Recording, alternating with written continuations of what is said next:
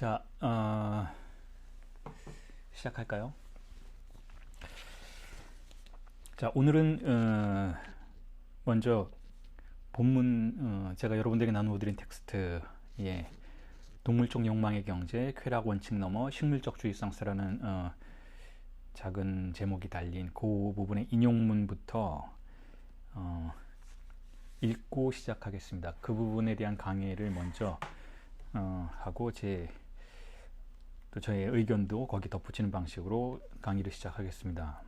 사실은 성경의 한 구절을 락강이 인용을 하고 있는데 정확하게 인용하기보다는 본인이 대충 이렇게 변형시켜서 그렇게 인용을 하고 있는데 이 부분이 원래 성경의 어떤 구절인가 하면 누가복음의 12장 27절이죠. 자, 이 누가복음 12장 27절을 인용하면서 오늘 팔로스의 비밀 8번째 강의를 시작하겠습니다. 약간 이렇게 말하고 있습니다. Mais ne vous fatiguez pas, rien ne manque, regardez les lits des champs, ils ne tissent ni ils ne filent, c'est eux qui sont à leur place dans le royaume des cieux. 번역을 하면 이렇죠. 무엇도 부족하지 않으니 헛되이 고민하지 말라. 들에 핀 백합화를 보아라. 실도 만들지 않고 짜지도 않는다. 천상의 왕국 안에 있는 것은 바로 그들이다. 자, 이렇게 이야기를 하고 있는데, 자, 원래 성경에는 신약에는 누가복음 12장 27절에는 뭐라고 되어 있는가 하면 조금 더 정확하게 인용을 하자면 제가 덧붙이자면 이렇습니다. 백합화를 생각하여 보라. 실도 만들지 않고 짜지도 아니하느니라. 그러나 내가 너희에게 말하노니 솔로몬의 모든 영광으로도 입은 것이 이 꽃 하나만큼 훌륭하지 못하였느니라. 유명한 구절이죠. 뭐 성서에 유명하지 않은 구절이 있겠습니까만은 어떤 의미에서는 상식적으로 이 성서의 구절을 해석해 본다면 뭐 만족하라, 충만하지 않는가, 세상에 하나님이 만들어 놓은 이 세상이 그대로 충만하지 않는가, 들판에 핀 꽃 백합화를 보아도 그 자체로 아름답지 않은가, 무엇을 더 가지려고 하는가, 무엇을 더 욕망하는가, 뭐 이런 방식으로 해석해 볼 수 있는 인용문이기도 하죠. 자, 이에 대해서 락강은 이렇게 논평을 하고 있습니다. 락강은 예수가 이걸 말했잖아. 예수가 이렇게 현실 그 자체가 결여 없이 충만하다라고 말할 수 있었던 이유. 사실 현실은 그 자체로 충만하지 않을 수도 있지 않습니까? 현실은 고난의 연속이고 불만족의 연속이고 개선해야 될 것을 잔뜩 가지고 있는 그런 세상이라고도 볼 수가 있는데 예수는 어째서 이렇게 말했을까에 대해서 락강이 이렇게 이 논평을 덧붙이고 있어요. 자, 그 부분을 제가 읽어보겠습니다. Il est évident que pour tenir ces propos de véritables défis, il fallait vraiment être celui-là même qui s'identifiait à la négation de cette harmonie. 번역을 하면 이렇습니다. 이처럼 진정으로 불가능에 가까운 주장을 하기 위해서라면 이런 조화로움에 대한 부정에 자신을 정말로 동일시했던 바로 그것이 되어야 함은 분명합니다.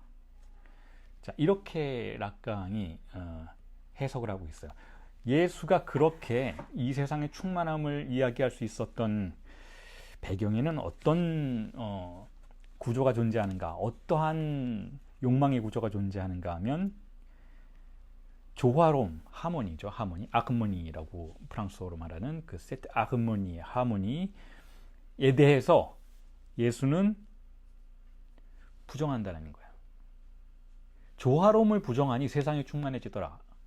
자, 라는 굉장히 역설적인 이야기인데 설명이 필요하죠. 그냥 설명이 필요한 게 아니고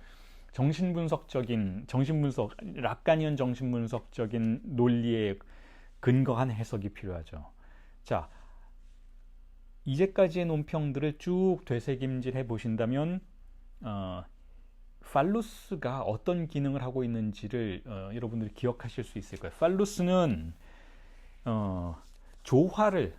조화를 지탱하는 기표라고 할 수 있었죠. 조화를 지탱하는 기표. 상징상 실제라는 이 세계의 각기 다른 구조의 세계를, 이 원환들을, 범주들을 매듭지어서 지탱해주는 그런 기능이라고 할 수가 있어요. 보편적 개념이라고, 일반성, 이런 얘기 굉장히 많이 여러분들께 말씀을 드렸잖아요. 일반성. 자, 그러니까 팔루스가 있어야만 세상은 조화로움이라는 상태에 도달할 수 있다는 거죠. 비록 가상적이긴 하지만. 그리고 예수는 바로 이 팔루스의 영향을 받지 않는 인물이라는 거예요. 예수는 팔루스의 영향을 받지 않는다는 것은 팔루스가 약속하는 조화로움에 영향을 받지 않고 그걸 믿지 않는다는 뜻이죠. 자, 왜 그럴까요? 왜 예수는 팔루스의 조화를 믿지 않을까? 팔루스는 누구의 것인가요? 팔루스는 대타자 아버지의 것이죠. 대타자 아버지의 것이고, 대타자는 무엇인가요? 이 세계를 지탱하는 언어의 구조이자 그 언어의 권력이죠. 그렇다면 두 가지 차원에서도 충분히 이건 설명이 가능한데, 우선 먼저 신학적인 차원에서, 종교적인 차원에서 예수는 바벨의 언어를 믿지 않으니까, 예수는 현세를 지배하고 있는 언어의 대타자를 믿지 않고 저 너머에 있는 것을 믿죠. 저 너머에 계신 하나님 아버지를 믿잖아요. 언어를 믿지 않아요. 언어의 대타자를 믿지 않아요. 언어의 대타자의 지배받지 않아요. 언어의 대타자의 지배를 받는 것은 바리새인들이죠. 자, 언어의 대타자의 지배를 받지 않고 있으니 언어의 대타자가 강제하는 팔루스의 지배도 받지 않을 테니 언어의 대타자의 팔루스가 우리에게 보장해주는 조화로움에도 무심할 것이다 라고 이해해 볼 수가 있는 것이죠. 그리고 팔루스에 대해서 무심하기 때문에 결국은 팔루스가 작동하는 논리 안으로 들어가지 않는 거죠. 예수는 팔루스가 작동하는 논리 안으로 들어가지 않습니다. 자, 팔루스는 어떤 논리 안에서 작동을 한가요? 팔루스는 결여의 논리를 통해서 작동해요. 결여. 팔루스는 자, 항상 우리에게는 주의상스가 상실되었다라는 논리 안에서 그 상실을 내가 보상해 줄 것이다 라는 방향성을 통해 작동하는 것이죠. 그런데 예수는 대타자를 믿지 않고 팔루스를 믿지 않으니 상실된 것도 갖고 있지 않아요. 그러니까 바벨의 세계가 결여를 통해서 작동하는 것, 이 현세가, 세속이 결여를 통해서 작동하는 논리와 거리를 둘 수 있는 인물이라는 것이죠. 자, 신학적으로는 그렇게 설명해 볼 수가 있어요. 신학적으로는 예수는 그렇게 이 세상에 팔루스가 강제하는 결여의 논리 안으로 들어가 있지 않기 때문에 예수의 눈에는 세상의 결여가 보이지 않는 거예요. 그 자체로 좋은 거죠. 예수에게는. 자, 이게 예수를 어느 정도는 신학적으로 마치 목사님처럼 설명하는 방식이라면, 다시 무신론적인 방식으로 설명을 해보자면 이렇습니다. 예수는 광인이에요. 예수는 신경증자가 아닌 것이죠. 예수는 대타자에 의해서 거세되고 어머니와의 관계에서 주의상스를 박탈당한 그런 존재가 아니라는 거예요. 예수는 광인이라는 것이죠.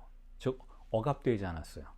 대타자에 의해서 억압되지 않았고 언어의 논리에 의해서 지배받지 않았고 거세되지 않았어요. 그러니까 광인인 것이죠. 요즘 말로 하면 조현병자인 것이죠.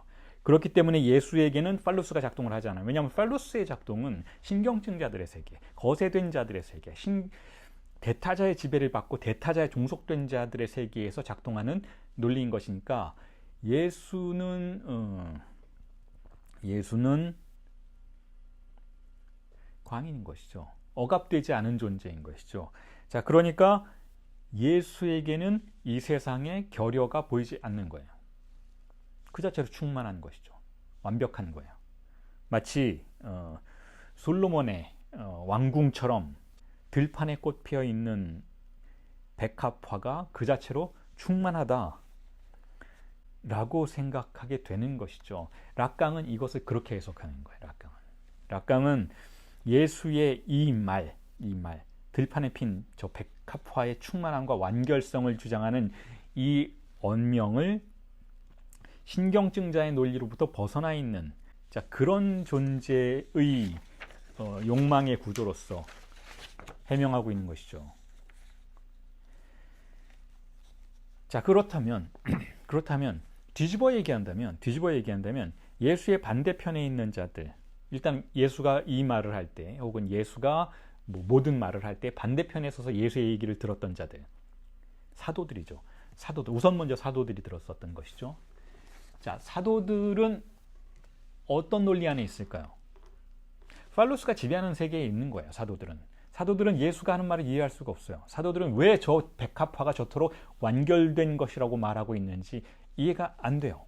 왜 이 세상이 충만하다라고 말하고 있는지 이해가 안 돼요. 사도들은 고생스러워서 죽겠는데, 당장 생명의 위협을 받고 있고 배고프고 이스라엘 왕국을 재건해야 되는데, 그 이스라엘 왕국을 재건하는 그 일은 요원하기만 하고, 로마인들은 압박하고 바리새인들은 비난하고, 사도들에게는 세상의 결핍투성인 거예요.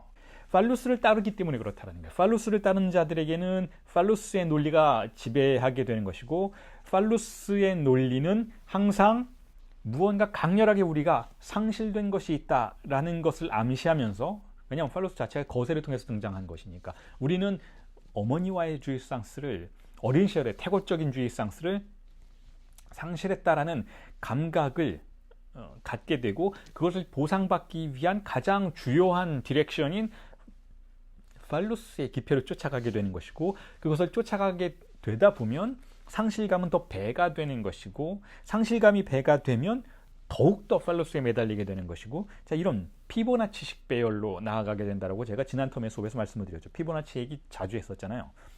락강이 세미나 16의 말미에서 이 수열을 제시하면서 우리의 욕망의 구조가, 상실의 구조가 어떻게 반복되는지를 설명했던 이것이 사도들에게는 그대로 적용이 된다라는 거예요. 사도들에게는 항상 상실감이 있다라는 거죠. 낙원이 상실되었다라는 거예요. 이스라엘 왕국이 그들에게 낙원이었겠죠. 과거에 빛나는 영광의 이스라엘 왕국의 솔로몬의 그 영광을 이들은 재건하고 싶어요. 상실을 했다라고 생각하죠. 그런데 예수가 보기에는 상실되어 있지 않아요. 이스라엘 왕국은 지금 여기에 있어요. 예수가 보기에는 모든 게 충만해요. 예수가 보기에는 모든 게 완벽해요. 백합화, 하나님이 만드신 저 백합화를 보아라. 백합들이, 들판에 핀 저 백합들이 뭐 부족하다고 하는 것 봤냐? 그 자체로 만개한 저 영광을 보아라. 왜 이해를 못하는가? 라고 예수는 사도들에게 이야기를 하죠. 만약에 예수가 조금 더 정신분석적인 방식으로 사도들을 마주했다면, 이렇게 얘기했을 수도 있어요. 왜 그리도 팔루스를 쫓으려고 하는가? 팔루스는 현세의 세속의 언어의 권력이 낳은 우상이다. 팔루스를 쫓지 마라. 팔루스를 쫓게 되면 언제나 결여를 도입하는 방식으로만 보상의 환상을 강제하는 논리 안으로 빨려 들어가게 된다 라고 이야기했을 거예요. 다시 말해서 팔루스라는 것은 병 주고 약 주는 논리의 기만이다. 팔루스의 우상을 쫓지 말라. 나를 쫓아라 라고 이야기했겠죠. 그러면서 예수가 이렇게 얘기하는 거예요. 내가 길이요 진리이며 생명이라. 요한복음 14장에서 이야기를 하죠. 이 요한복음 14장에서 이 이야기가 나온 배경이 바로 사도들이 닥달하는 통에 예수가 화가 났기 때문이에요. 사도들이 이야기하는 거죠. 이스라엘 왕국을 재건해 달라. 당신이 하나님의 아들이라면, 당신이 하나님 아버지의 아들이라면 이스라엘 왕국을 다시 재건해 달라라고 묻는 거예요. 언제 그런 일이 벌어질 수 있는가? 언제 이스라엘 왕국은 재건되는가라고 물었을 때 예수가 한 대답이 이거예요. 내가 길이요 진리이며 생명이라. 더 이상 묻지 말라는 거예요. 그딴 질문 좀 하지 말라. 팔루스라는 우상을 섬기지 좀 말라. 라고 이야기하죠. 예수가 이런 모습을 가끔 보이죠. 사도들이 혹은 사람들이 정말 빡치게 할 때, 말이 안 통할 때 신전을 뒤집어 엎는다든지, 아니면은 질문하지 말라, 알려고 하지 말라, 그냥 따르라 하고 한다든지, 윽박지른다든지, 아니면 이렇게 내가 길이요 진리요 생명이라 라고 말한다든지, 이런 태도를 자주 보여요. 자주 예수가. 왜 그런가 하면 기본적으로 예수의 문법과 사도들의 문법이 다른 거니까. 다르죠. 사도들의 문법은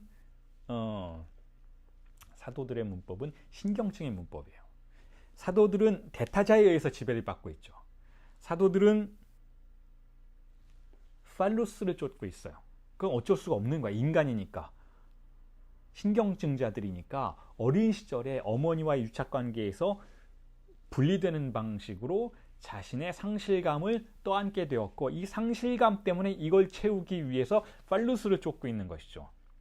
그런데 예수의 문법은 정신분석적으로 얘기를 하자면, 자, 이렇게 말한다고 해도 여러분들 이제 충분히 이해하시겠지만 신성모독은 아닐 거예요. 왜냐하면 정신병이라고 해서 신경증보다 더 열등한 그런 구조가 절대로 아닌 것이니까. 그냥 다른 구조인 것이니까. 어쨌든 세속의 구조는 아니죠. 정신병은. 세속의 구조는 신경증이죠. 자, 예수는 정신병적 구조 안에 있어요. 예수는 상실한 것이 없어요. 예수가 성모 마리아와 분리된 적이 없고 연결된 적도 없어요. 왜냐하면 성모 마리아는 예수의 어머니가 아니니까. 예수는 그렇게 생각하니까. 성모 마리아는 나의 어머니가 아니에요. 나는 아버지밖에 없는 거예요. 예수에게는 아버지밖에 없어요. 하나님 아버지밖에 없어요. 그러니까 예수는 상실감을 갖고 있지 않은 존재죠. 자, 조현병자인 거예요. 광인인 것이죠. 예수는 상실한 것이 없어요. 상실한 것이 없으니 팔루스의 유혹을 따를 필요도 없어요. 예수는 그야말로 완결된 존재인 것이죠. 완결된 존재. 혼자 완결된 것이 아니라 예수가 있는 한 그 장소는, 그 세계는 완결된 상태가 실현되는 그런 존재인 것이죠. 어떤 의미에서는 예수는 이 세상에 결여가 존재한다면 그 결여를 메우는 마지막 퍼즐인 것이죠. 예수는 스스로를 그렇게 생각하는 거예요. 내가 이 세계에 왔으니 이 세계는 완결되었다. 예수가 자신의 신체를 물신으로 가정하는 거예요. 자신의 존재는 나는 물신이다라는 거죠. 이 세계의 물신인 거야. 내가 결여를 메꾸는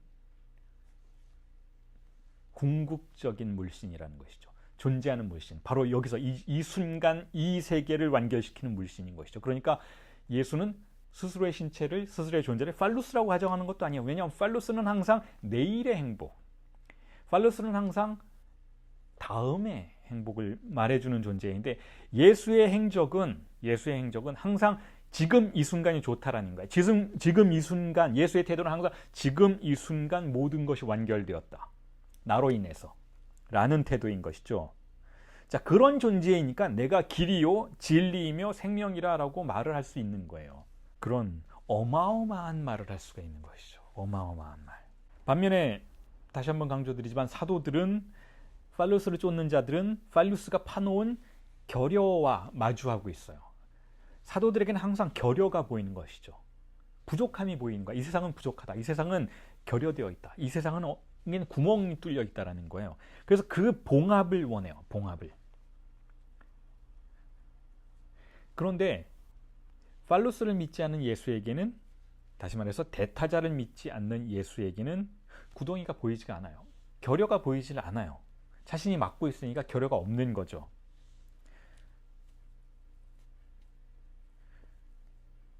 자, 그런 의미에서 신경증자로서의 사도들이 믿는 것은 전적으로 대타자이고, 예수가 믿는 것은 대타자에 대한 대타자인 것이죠. 이 세속에 대해서 타자를 형성하는 어떤 존재, 초월적 존재인 것이죠. 그리고 그 초월적 존재가 바로 자신인 거예요, 여러분. 예수 자신인 거예요. 아버지라고는 부르지만 어쨌든 삼위일체인 것이잖아요. 아버지 하나님과 예수는 같은 존재인 것이죠. 자, 그런 의미에서 제가 락강이 한 논평은 아니지만 어떤 이야기를 덧붙여놨냐면 나약함과 무능에 대한 언급을 여러분들에게 나누어 드린 텍스트에 제시를 했어요. 팔로스를 믿는 자들의 관점에서 예수는 어떤 존재인가 하면 한없이 나약한 존재죠. 무능한 존재이죠. 예수는 정말 뭐 하나, 개미새끼 하나 죽일 수 없는 사람이에요. 예수는 뭐 하나 바꿀 수가 없는 사람이죠. 예수가 무엇을 바꾸었나요? 아무것도 바꾼 게 없어요. 잡으러 오면 잡혀가고, 십자가를 펼치면 거기에 묶이고, 창으로 찌르면 찔리고, 가시면류관을 씌우면 씌우고, 피를 내면 피를 흘리고, 죽이면 죽는 존재예요. 다시 말해서 우리가 일반적으로 알고 있는 뭐 세상을 바꾼 혁명가, 이런 모습과는 완전히 다르죠. 자, 이런 무능함은 팔로스의 관점에서 보았을 때는 절대적인 나약함으로 보여요. 팔로스의 관점에서 결여가 존재한다면 그 결여를 봉합하는 대타자의 수준에서의 어떤 행동이 일어나야 하는데 예수는 그걸 할 수 없는 존재인 것이죠. 왜냐하면 다른 세계 사람이니까. 그러니까 층위가 다른 것에 존재하는 것이죠. 사도들이 원하는 결여를 예수는 봉합시킬 수가 없어요. 다시 한번 말씀드리지만 예수에게는 결여가 안 보이니까 어디를 봉합해야 할지 예수는 알지 못하는 거예요. 알려고도 하지 않는 것이고, 왜냐하면 없는데 뭘 알려고 하겠어요. 봉합이 불필요한 거예요. 예수에게는 결여가 없어요. 구멍이 없어요. 자, 그런 예수가 사도들의 입장에서 볼 때는 무능해 보이는 것이죠. 무능해요. 현실적인 무엇 하나 실질적으로 변화시킬 능력이 없어요. 자, 그런데 이러한 무능력, 이러한 나약함이 결국 어떤 일을 가능하게 했나? 이러한 나약함이 결국 대타자 전체의 구조를 변화시키는 영능으로 변화되는 순간이 있어요. 대타자 전체의, 작게는 구약의 세계를 변화시키죠. 구약을 믿던 그 유태인들, 구약을 믿던 그 사도들, 내 세계를 붕괴시키는 영능으로 작용하는 순간이 있죠. 자, 그건 누구의 힘인가요? 그건 사도들의 믿음의 힘이죠. 사도들이 그걸 믿었으니까 사도들이 그걸, 아니야, 예수는 미친 사람이야, 예수는 나약한 사람이야, 그러니까 저 사람 말을 믿어봤자 뭐 하나 변화되는 게 없을 거야 라고 믿지 않고 포기했다면 예수의 말들은 소멸할 거예요. 예수가 죽고 사라지고 예수의 말들은 소멸할 수밖에 없었을 테죠. 자, 그런데 죽기 직전까지도 사도들은 예수의 나약함과 무능력을 거부하지 않고 따라가요. 믿어요. 무언가를 믿는 것이죠. 물론 다른 차원에 있으니까 오인 속에서 믿겠죠. 분명히 무언가를 해주실 거야. 분명히 기적을 일으켜 주실 거야. 분명히 이스라엘 왕국을 다시 재건해 주실 거야 라는 방식으로 자신들의 수준에서 오인의 방식으로 예수를 믿죠. 그러니까 이건 어떤 의미에서는 믿음이자 동시에 맹신이고, 맹신이자 동시에 광신인 것이죠. 맹신과 광신은 결국 현재의 세계가 우리에게 제시하는 조건을 넘어설 수 있는 가능성을 만들어내죠. 맹신과 광신은 현재의 논리를 뛰어넘으려면 합리적인 믿음으로는 무언가를 할 수가 없다라는 거예요. 합리적으로 어떤 것을 이해하고 그 이해를 기본으로 해서 바탕으로 해서 믿는다면 그것은 여전히 현실 세계의 대타자의 논리 안에 한계를 벗어날 수 없게 되는 상황을 처리할 수밖에 없죠. 반면에 사도들은 맹신해요. 합리적으로 도무지 이해가 안 돼도 믿는 거예요. 자, 그때 대타자가 붕괴되기 시작하죠. 우선 먼저 사도들의 세계 안에서 대타자가 붕괴돼요. 그리고 그 붕괴되는 파장이 점점 퍼져나가서 결국은 신약이라는 거대한 세계를 만들어내고 보편적 종교라는 것을 가능하게 만들죠. 제가 이 광신적인 믿음이라는 개념에 대해서 설명해 드리기 위해서 항상 그런 이야기를 해요. 뭐 어떤 아버지 혹은 어머니가 자신의 자식을 사랑할 때 보이는 태도. 자주 이해하기 쉬우니까 여러분들에게 사례로 제시를 하죠. 자, 광신적인 믿음 어떻게 보면 굉장히 부정적으로 들리잖아요.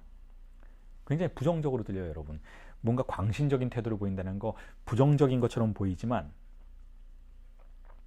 그런데 이 광신적인 믿음이 진리를 가능하게 만들고 기적을 가져오는 그러한 기능을 하는 순간들이 분명히 있죠. 그래서 제가 사랑에 관해서 그 사례를 자주 말씀을 드리죠. 우선 먼저 뭐 부모에 대한 자식의 사랑, 자식에 대한 부모의 사랑, 뭐 이런 것들, 혹은 두 존재 간의 사랑.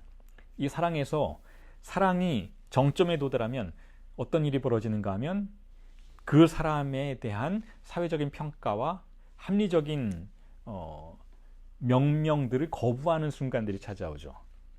예를 들어서 자신의 아이가 어느 누가 봐도 뭐 ADHD에다가 뭐 인성도 안 좋고 공부도 못하고 머리도 나쁘고 친구들 관계도 안 좋고 정말 말도 안 되게 아무리 합리적으로 얘를 아무리 객관적으로 판단하려고 해도 얘는 정말 가망이 없어 라고 할 때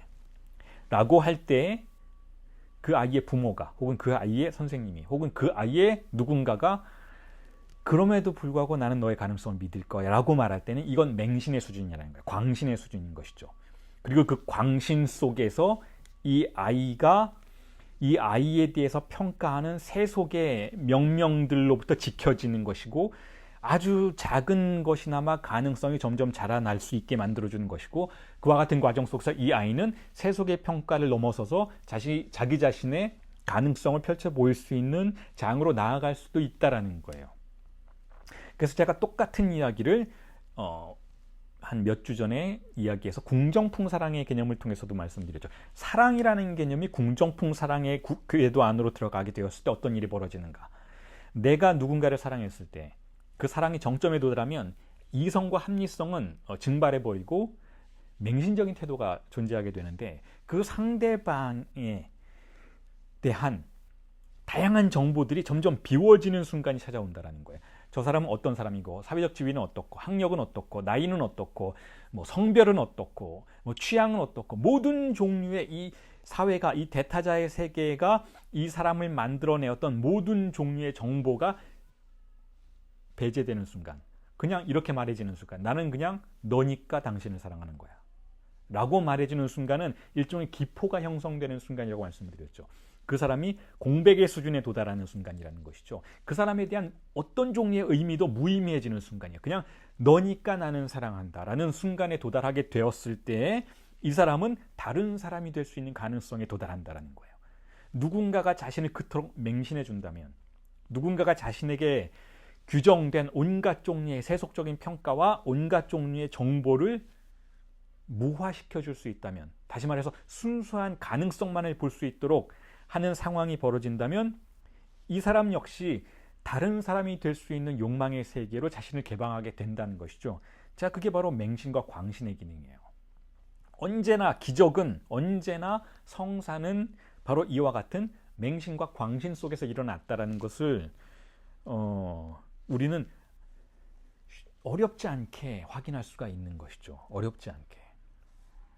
흔히 말하는 개천에서 용 난다도 그런 표현이잖아요. 개천에선 용이 날 수가 없어요.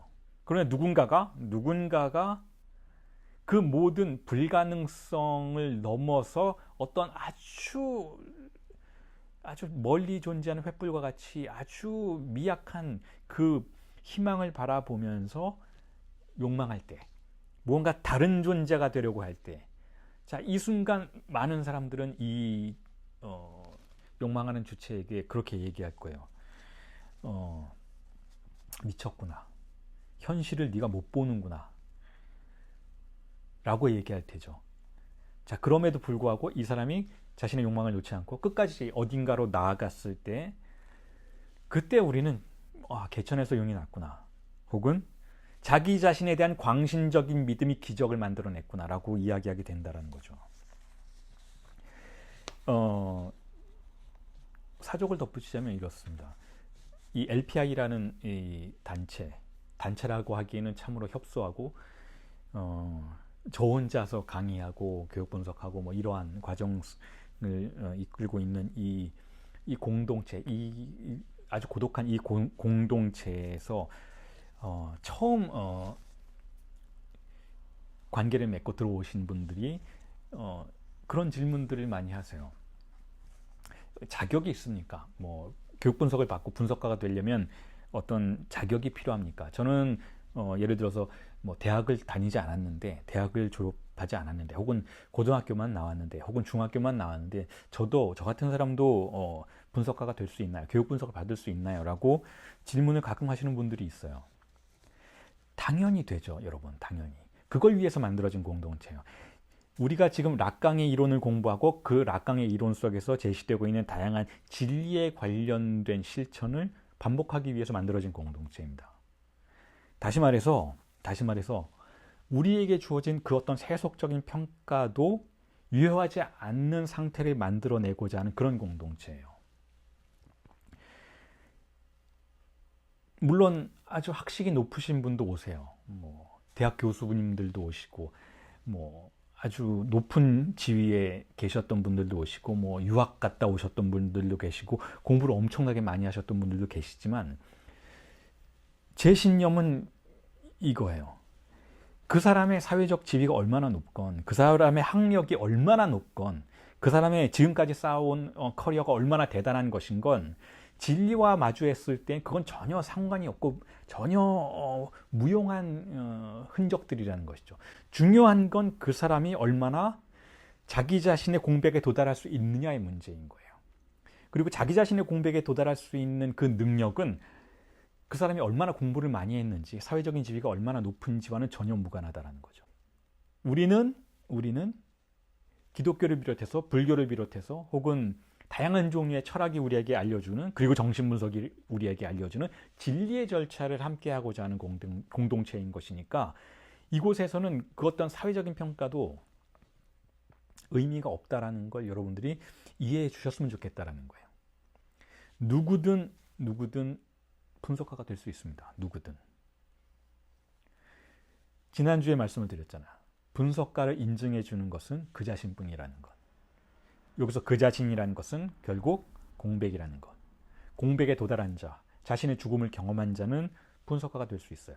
누구든 분석가가 될 수 있는 것이죠. 누구든 진리와 마주할 수 있는 것이죠. 분석가가 뭐 그렇게 대단한 겁니까? 누군가의 이야기를 진지하게 진심으로 들어주는 것. 상담실을 공백으로 만드는 것. 고정관념에 자신을 내어주지 않는 것. 이걸 하는 사람들이 분석가예요. 그리고 나머지의 테크닉들은 사족에 불과하죠. 나머지의 테크닉들은 도움이 되지만 나머지 테크닉들이 분석가의 그 정신분석의 테크닉이 아무리 뛰어난 수준에 도달한다 해도 그 본인이 죽음에 도달할 수 없다면, 그 본인이 상담실에 고정관념이 들어올 수 없도록 만드는 그 일을 할 수가 없다면 그건 정말 아무짝에도 쓸모없는 지식과 테크닉들이라는 것이죠. 오히려 해가 된다는 거예요. 오히려 해가 된다는 거. 학력은 전혀 중요하지 않습니다. 공부의 수준은 전혀 중요하지가 않아요. 얼마나 진지하게 자신의 공백과 매일 마주했는지가, 그것을 경험했는지가 훨씬 더 중요하다는 거죠.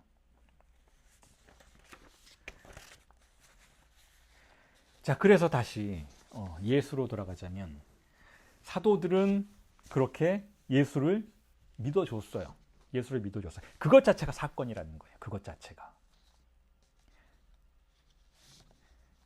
혹은 뭐 제가 이렇게 말씀을 드리면, 신앙을 갖고 계신 분들은 그렇지 않다. 예수의 뛰어남이, 예수가 무언가를 한 것이지 어떻게 사도들이 무언가를 했다라고 말하는가 라고 반박을 하신다면, 뭐 그렇게도 생각할 수 있다라고 동의할 수 있을 것 같아요.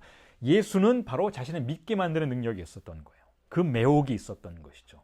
자신을 사도들이 광신할 수 있도록 했던 거죠. 그건 예수의 영능이에요. 예수의 영능이죠.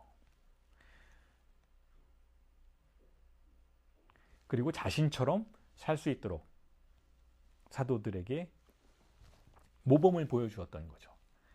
예수는 어떻게 살았나요? 부활했잖아요. 사도들도 부활하기 시작하는 거예요. 부활. 다시 태어나는 것이죠. 다시 태어나는 것. 호네송스. 다시 태어나는 것을 가능하게 만들어 주었죠. 사도들은 이제 예수를 믿고 예수를 따르고 예수가 죽은 뒤에도 예수를 의심하지 않고 예수가 했던 말들을 기록하기 시작하면서 다시 태어나기 시작하는 것이죠.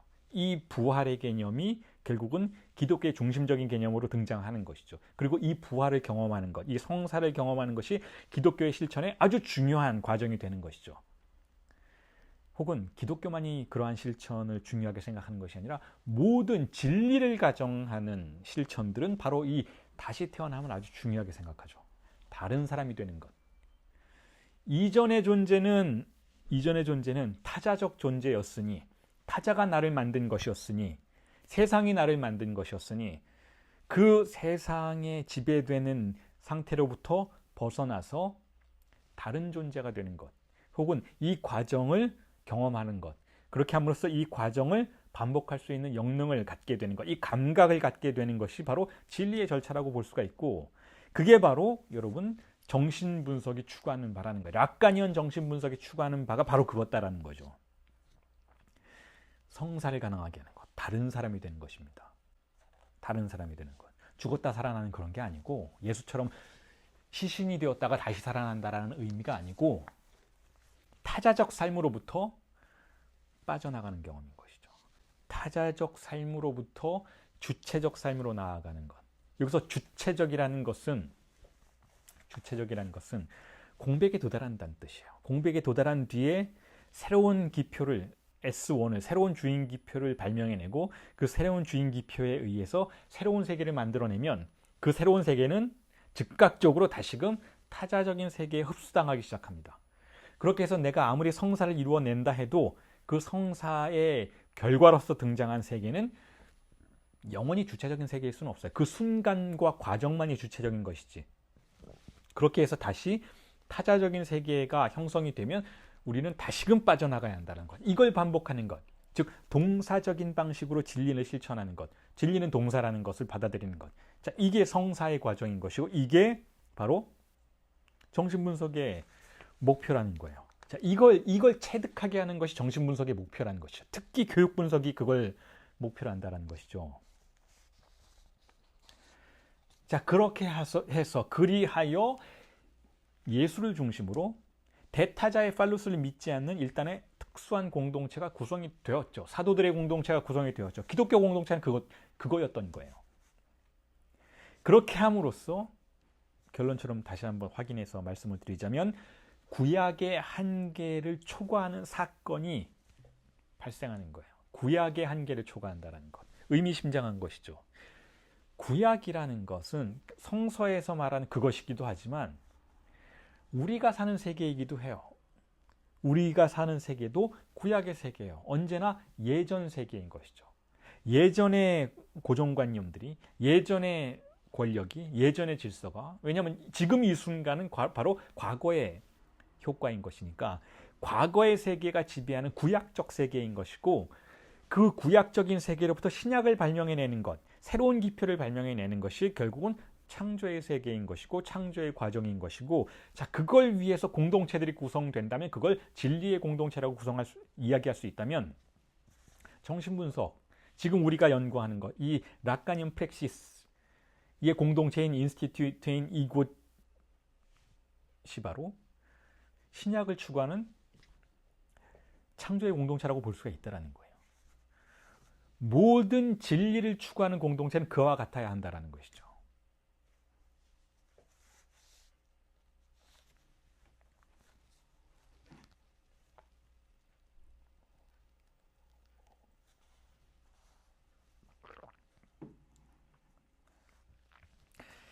자, 그리고 나서 예수의 언급에 대한 이야기는 이 정도로 정리를 하고 그 다음 인용물을 다시 읽어보겠습니다. 여전히 그 백합에 대한 이야기를 락강은 하고 있는데 조금 다른 방식으로 이제는 방향을 돌리고 있어요. 자, 뭐라고 하고 있는가 하면 근데 이 인용물을 여러분들에게 읽어드리기 전에 자, 지금까지 예수에 대한 논평은 락강이 세미나 17에서 직접적으로 저처럼 하고 있지는 않아요, 여러분. 다시 한번 이 부분은 제가 짚고 넘어가 드릴게요. 락강의 세미나를 읽어보시면 세미나 11은 번역이 되어 있으니까 혹은 일도 번역이 되어 있으니까 이해하실 거예요. 제가 이렇게 설명하는 방식과 굉장히 다르다라는 거. 우선 먼저 어떻게 다른가 하면 제 설명은 여러분들이 이해 가능하죠. 그런데 락강의 세미나를 읽어보면 뭔 소리인지 하나도 알 수가 없어요. 락강은 저처럼 이렇게 디테일하게 해석하고 설명하지 않아요. 던지고 지나가요. 그냥 던지고 지나가요. 자, 그래서 제가 이렇게 특히 예수에 대한 설명과 같이 이렇게 설명을 구체적으로 할 때 락강이 이 정도로 세미나 17에서 예수에 대한 언명을 신약의 이런 표현들을 해석해 주었거나라고 생각하시면 안 된다는 거예요. 그건 제가 해석해낸 거예요. 제가. 그러니까 락강으로부터 출발했지만 50%는 저의 해석이라고 보면 된다는 것이죠. 그러니까 제가 발명해낸 S1 주인기표의 세계 안에 여러분들은 들어와 계신 거예요. 그리고 제가 무언가를 강해한다라는 건 항상 그런 방식이다라는 것도 여러분들이 유념해 주셨으면 좋겠다는 거죠. 제가 무언가를 강해하면 자 이렇게 말했습니다라고 설명해 드리는 방식으로 강의하지 않아요. 절대로. 제가 일전에 하이데거의 존재와 시간 강의할 때 들어보셨던 분들은 충분히 경험하셨을 테지만 하이데거가 혹은 락강이 1을 말했다면 저는 3, 4, 5를 말하려고 하는 그러한 운동 속에 있어요. 그런 실천 속에 있다는 거죠. 그러니까 제가 강해서를 쓴다는 건 거의 70% 이상은 제가 창작해낸다라고 여러분들이 생각해 보셔도 될 것 같아요. 그러니까 여러분들이 나중에 프랑스어를 공부하신다든지 혹은 영어를 통해서 세미나 17을 읽어보시게 되면 이렇게 생각하실 수 있어요. 아니 그 백상현이 이렇게 설명했는데 그게 그 내용이 어디 있어? 라고 여러분들이 좀 의아해 하실 수도 있어요. 제가 설명한 내용이 거기에는 없어요. 락강은 설명하지 않아요. 던지고 지나가죠. 자, 그 부분을 충분히 여러분들에게 설명을 드려야 할 것 같습니다. 유념해 주셨으면 좋겠습니다. 자, 그리고 나서 락강은 자, 이렇게 이야기를 하죠. C'est vrai que les lits des champs, nous pouvons bien l'imaginer comme un corps tout entier, livré à la jouissance. Chaque étape de sa croissance identique à une sensation sans forme. Jouissance de la plante. Rien en tout cas ne permet de lui échapper. C'est peut-être une douleur infinie d'être une plante. Enfin, personne ne s'amuse à rêver à ça, sauf moi. 번역하면 이렇습니다. 백합의 들판을 온통 주이상스에 개방된 신체로 상상할 수 있기는 합니다. 식물의 주이상스이지요. 매번 그들이 자라날 때마다 형태없는 감각에 동일시될 수 있습니다. 어쨌든 무엇도 그로부터 빠져나가도록 허용되지 않을 겁니다. 식물이 된다는 것은 어쩌면 무한한 고통일지도 모르죠. 결국 나 아니라면 누구도 그런 걸 꿈꾸며 즐겨 하진 않습니다. 자, 이렇게 이야기하고 있는데 자, 세미나 17의 인용문이었습니다. 자, 이 부분에 대해서는 이제 예수를 말하는 논의에서 조금 더 다시 정신분석의 영역으로 들어와서 이렇게 해명을 해볼 수가 있을 것 같습니다. 지금 락강은 비유하고 있어요. 그래서 식물들의 세계의 리비도를 주일상스의 세계로 일단은 설정하고 거긴 어떤 필터링도 없고 어떤 통제도 없고 그냥 넘쳐 흐르는 있는 그대로의 주일상스의 세계라고 가정하고 있어요. 비유하고 있죠. 반면에 동물들의 세계는 그렇지 않다라고 언급을 하는데 자, 이렇게 이야기하고 있어요. 거기에 대한 인용도 제가 읽어드리겠습니다. 지금 백합의 세계는 주일상스가 넘쳐흐르는 장소, 그래서 어떤 종류의 고통이 감지되는 장소라고 락강은 언급하고 있는데 그 다음으로는 이렇게 이야기를 해요. Il n'en est pas de même pour l'animal, qui a ce que nous interprétons comme une économie, la possibilité de se mouvoir pour obtenir surtout le moins de jouissance. C'est ce qu'on appelle le principe du plaisir. Ne restons pas là où on jouit. Parce que Dieu sait où ça peut mener. Je vous l'ai déjà dit tout à l'heure. 자, 번역을 하면 이렇죠. 우리가 일종의 경제라고 해석하는 것을 갖는 동물들에게는 그게 그렇게 동일하지 않습니다. 그 경제는 무엇보다 최소한의 주의상스를 획득하기 위해서만 움직일 가능성이지요. 그게 바로 쾌락 원칙이라 불리는 것입니다. 주의상스가 향유되는 곳에 머물지 말자는 것이지요. 왜냐하면 주의상스가 우리를 어디로 데려갈지 아무도 모르기 때문이죠. 제가 방금 전에 말했듯이 말입니다. 자, 식물들의 세계와 동물들의 세계 비교하고 있는데 식물들의 세계에서는 주의상스의 일종의 에너지의 최고치가 수용이 돼요. 그러니까 리비도가 수용되면 그것에 대한 필터링이 없이 그대로 받아들이고 그대로 흘려보낸다는 것이죠. 이게 우리가 식물들의 세계를 관찰할 때 읽혀질 수 있게 되는 주의상스의 이미지라는 것이고, 반면에 동물들의 세계에서는 쾌락 원칙이 작동하고 있는 것처럼 보인다는 것이죠. 쾌락 원칙이라는 것은 여러분 이제 다 아시겠지만 최소 쾌락의 원칙이에요. 쾌락 원칙이라는 것은 인간이 자신의 배고픔 혹은 여러 가지 다른 성충동, 충동과 같은 것들이 들어왔을 때 자신을 보호하기 위해서 과도한 쾌락에 도달하지 않으려고 하는, 혹은 과도한 결핍에도 도달하려고 하지 않는, 그래서 중간 단계의 수준에서 자신의 리비도를 유지시키려고 하는 그러한 태도를, 그러한 무의식적인 태도를 프로이트가 쾌락 원칙이라고 언급을 했었죠. 동물들의 세계에서는 일반적으로 그와 유사한 태도들이 관찰된다라는 거예요. 어떤 의미에서 맞는 얘기죠. 우리가 동물들을 관찰할 때에는 동물들은 과도하게 무언가를 하려고 하지 않아요. 그러니까 적당히 먹을 만큼 먹고 뭔가 남겨져 있어도 그걸 가지고 다른 걸 하려고 하지 않아요. 그냥 버리고 가죠. 자신의 주의상스를 자신의 생명을 유지하기 위한 최소치로 설정해놓고 그걸 그대로 지키려고 하는 경향이 존재한다는 거예요. 동물들의 세계는 그렇다는 거죠. 그러니까 이에 대해서 제가 락강이 한 얘기는 아니지만 여러분들의 이해를 돕기 위해서 아마존의 밀림을 한번 상상해 보자라고 여러분들에게 나눠드린 텍스트에 제안을 드렸어요. 아마존의 밀림은 어떤가요? 그러니까 열대 우림의 그 밀림의 세계 안에서는 어떤가요? 비가 내리고 해가 쪼이면 그대로 식물들이 폭발하죠. 폭발하듯이 확장해요. 거의 절제라는 게 존재하지 않죠. 비가 공급이 되고 태양의 광합성이 공급이 되는 한 식물들은 폭발적으로 성장하죠.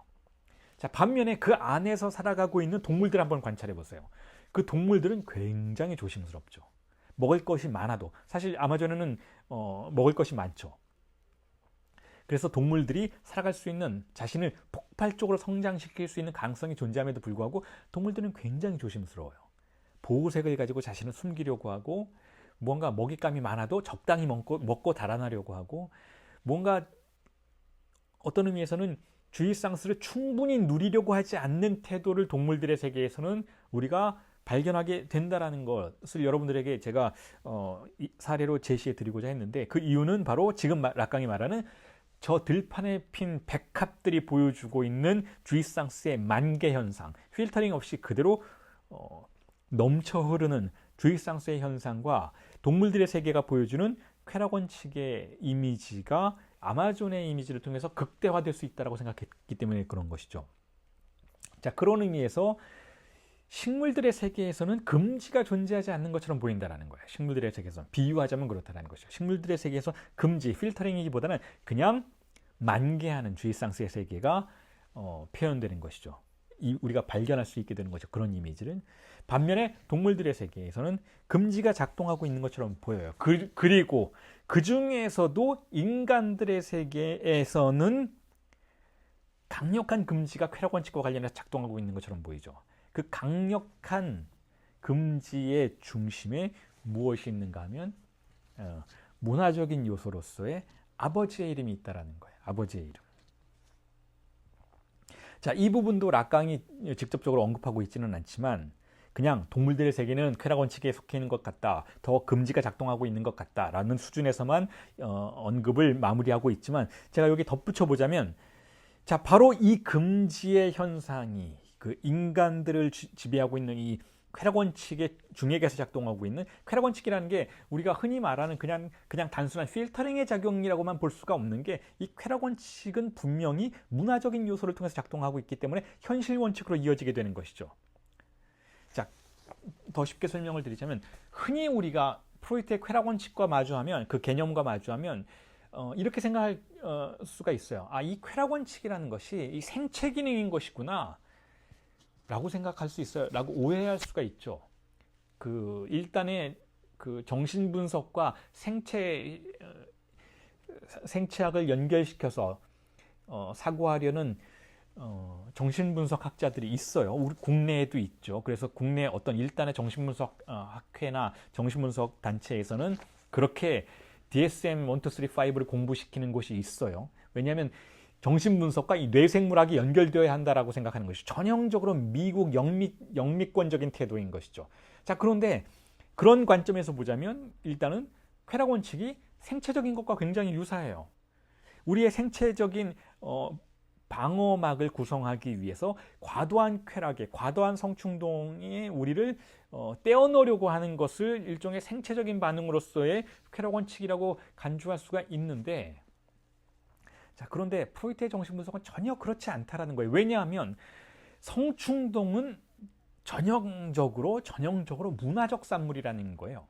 우리가 그 성충동에 대해서 외면하려고 하는 것은 생체적인 반응이 아니라 그것이 사회적으로 금지되어 있는 것이기 때문에 그렇다는 거죠. 그리고 우리의 생체는 사회적인 것이 일단은 유아기에는 아니었다라는 거예요. 그러니까 우리의 생체가 생물학적으로 생물학적인 방식으로 성충동을 거부할 이유는 없다라는 거죠. 오히려 동물들의 세계처럼 생체적인 방식으로는 성충동에 적극적으로 호응해야 한다라는 거예요. 그게 자신의 어머니가 되었건 딸이 되었건 아들이 되었건 뭐 삼촌이 되었건 그냥 성교를 할 수 있어야 한다는 거죠. 동물들의 세계가 그러하듯이 번식을 위해서 자신의 생체적인 반응들을 조응시키듯이 만약에 쾌락 원칙이 생체적인 것이라면 쾌락 원칙 자체가 존재할 이유가 없다라는 거예요. 쾌락 원칙은 생체적인 것이 아니라는 거죠. 인간에게는. 쾌락 원칙은 문화적인 것이다라는 거죠. 쾌락 원칙은 어머니와 아이를 분리시키는 아버지의 가부장적 권력과 규범에 의해서 발생한 것이기 때문에 쾌락 원칙은 우리의 뇌를 아무리 뜯어봐도 발견할 수 없는 원칙이라는 거예요. MRI를 아무리 촬영해도 쾌락 원칙이 어디서 작동하는지 발견할 수가 없다는 것이죠, 여러분. 자, 그래서 제가 여러분들에게 자주 언급하는 이야기가 있죠. 정신과 의사들이 계속 약물을 투여하면서 우울증 없애주겠다, 혹은 조울증 없애주겠다, 혹은 ADHD 없애주겠다, 치료해주겠다, 광기를 없애주겠다라고 아무리 약물을 투여해도 그게 고쳐지지 않는 이유는 이런 거예요. 컴퓨터가 고장이 났는데 컴퓨터가 고장이 나면 보통 어디서 나나요? 바이러스가 들어와서 프로그래밍 된 부분이, 즉 소프트웨어의 언어에 작용되는 부분이 오류를 일으키는 것이죠. 그런데 거기다 대고 아무리 컴퓨터를 뜯어서 그 부속품들에게 물을 끼얹고 부속품들에게 뭐 찬물을 끼얹는다든지 뜨거운 물을 끼얹는다든지 아니면 거기에 있는 먼지를 아무리 제거하려고 노력해도 하드웨어를 아무리 다루려고 해도 소프트웨어가 고장난 부분을 교정시킬 수가 없다는 거예요. 치료할 수 없다는 것이죠. 이렇게 얘기하면 정신과 의사들이 그렇게 대답해요. 알고 있어요, 우리도. 그런 부분이 있다는 거 알고 있습니다. 알고 있는데 어떻게 하나요? 계속 약물 처방해요. 계속 약물을 투여해서 사람의 뇌를 너덜너덜하게 만들죠. 그래서 오히려 약물 효과 때문에 더 정신적으로, 그때는 비로소 그야말로 생체적인 뇌 문제를 겪도록 만드는 것이죠. 뇌의 생체가 문제가 아니라는 거예요. 사유의 문제인 것이고 무의식의 문제인 것이고 문화적인 권력의 문제인 것이죠. 같은 차원에서 쾌락 원칙의 작동은 뇌의 문제가 아니라는 거예요. 뇌를 아무리 뜯어봐도, 뇌에 처방되는 약물의 종류를 아무리 외워봐도 쾌락 원칙의 기능이 파악될 수 없다는 거죠. DSM-5가 아니라 DSM-5000이 나와도 쾌락 원칙이 무엇인지 결코 설명할 수 없다는 거예요. 정신의학은 생체주의를 버리지 않는 한 인간이 왜 정신병에 걸리는지, 인간이 왜 우울증에 걸리는지, 인간이 왜 고독한지, 인간이 왜 기쁜지, 인간이 왜 무언가를 맹신하는지, 인간이 왜 자살하는지 1%도 이해할 수 없다는 거죠. 자, 그 중심에 아버지가 있기 때문에 그래요. 아버지의 이름이 있다는 거예요. 그건 전형적으로 문화적인 산물이라는 것이죠. 우리를 지배하는 아버지의 이름이라는 기표와 그 기표로부터 파생되는 팔루스라는 기표는 문화적인 양태예요. 문화적인 양태. 그게 대타자의 지배라는 것이죠. 그리고 그 대타자가 존재하기 때문에 또한 신경증자들은 보편적인 세계 안에서 살아갈 수 있게 된다는 것이죠. 자, 그런데 이런 질문이 던져질 수 있어요. 자, 그게 대타자라는 것에는 우리가 어느 정도 동의할 수 있겠는데, 자, 우리를 지배하는 어떤 강력한 일자가 존재하고 우리의 마음속에서 작동하고 있는 어떤 일자에 대한 맹신이 존재하는 것을 우리가 이해할 수 있겠는데, 자, 이게 무슨 뜻인가 하면 이 부분부터 먼저 설명을 드리자면, 우리는 대타자를 맹신해요. 아까 예수는 대타자를 믿지 않는다고 여러 번 말씀드렸죠. 예수라고 표현은 했지만, 자, 조현병자들은 대타자를 믿지 않아요. 광인들은 대타자를 믿지 않아요. 믿지 않았기 때문에 자신의 주일성을 포기하지 않았던 거예요.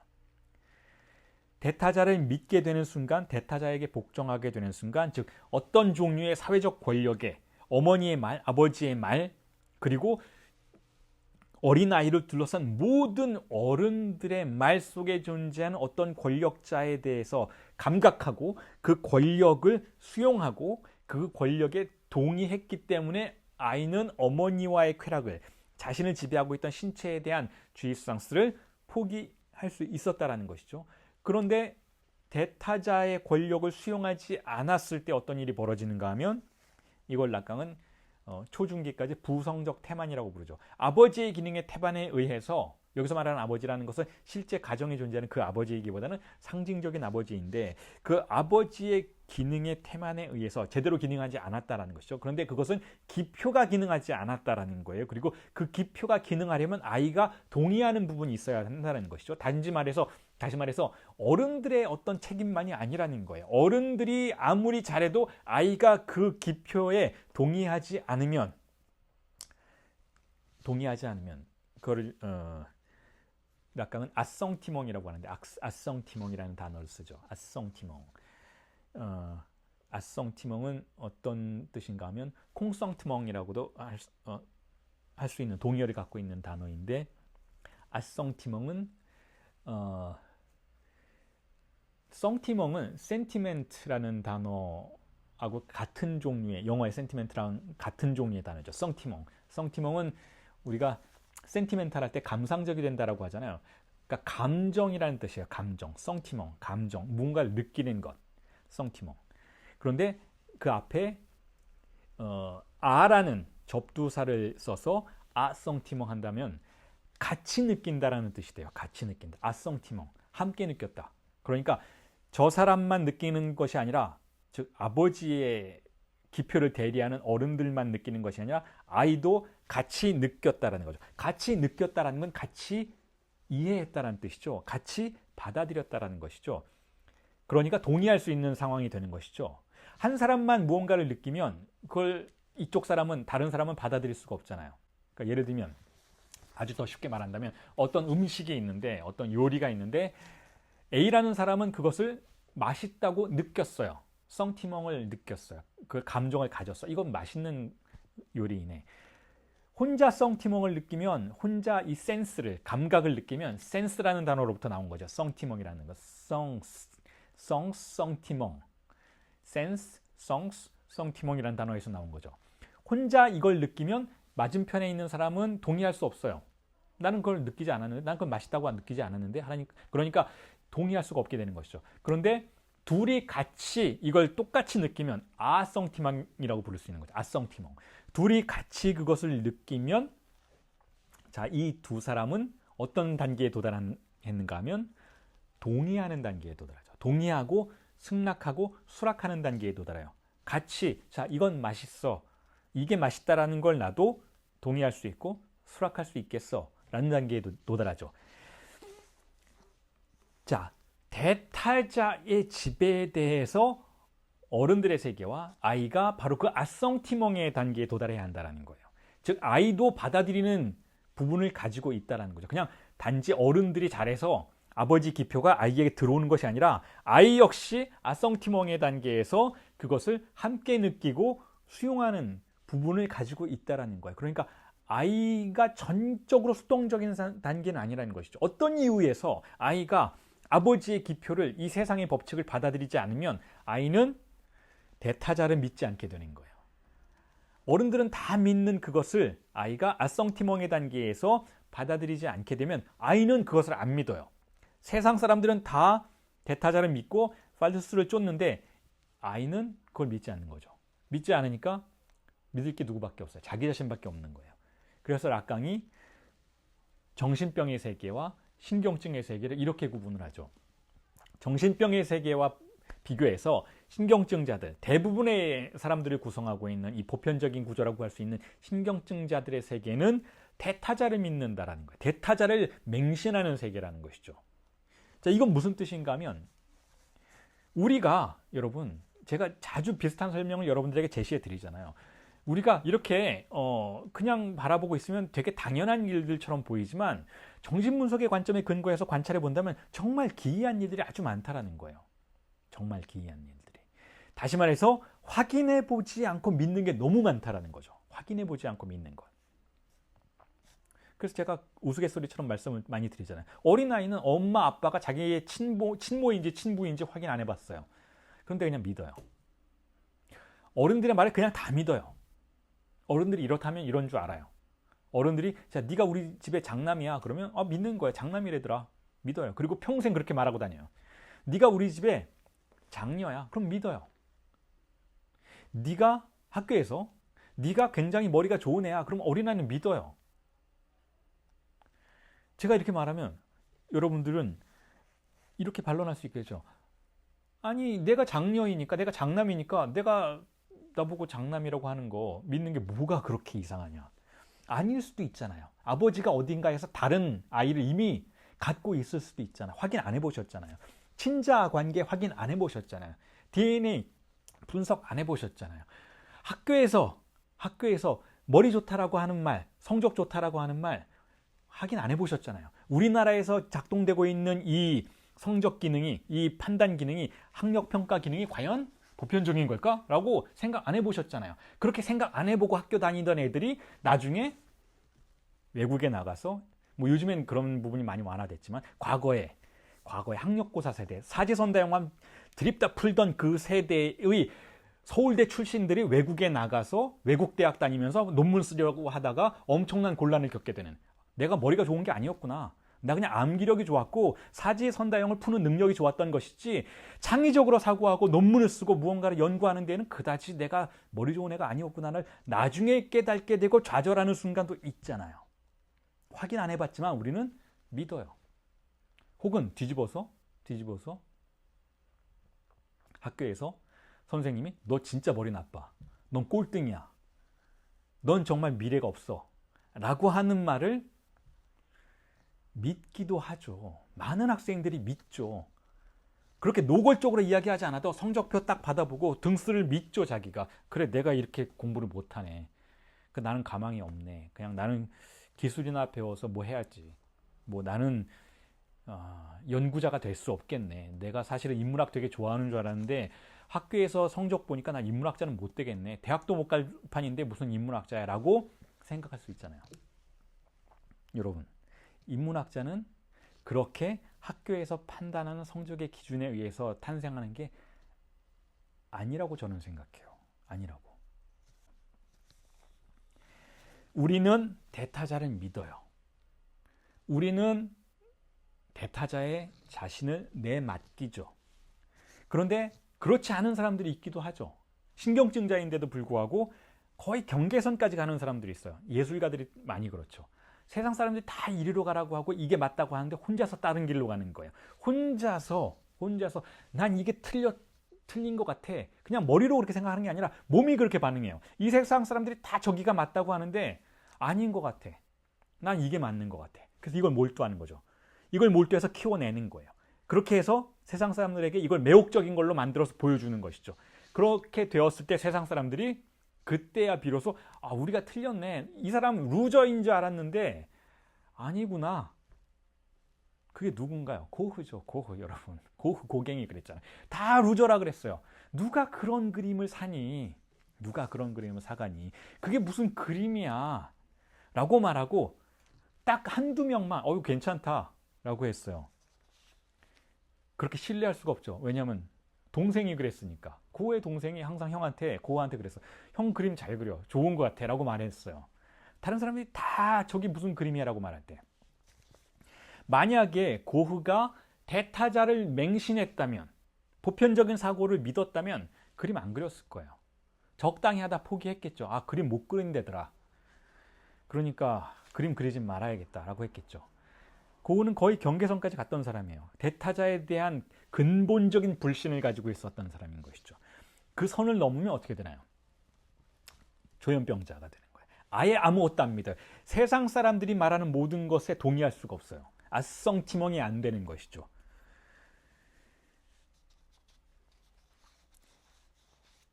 자, 그게 바로 대타자의 기능이라는 거예요. 신경증자들은 대타자를 전적으로 믿는다라는 것이죠. 무의식적으로 믿는다라는 것이죠. 무의식적으로.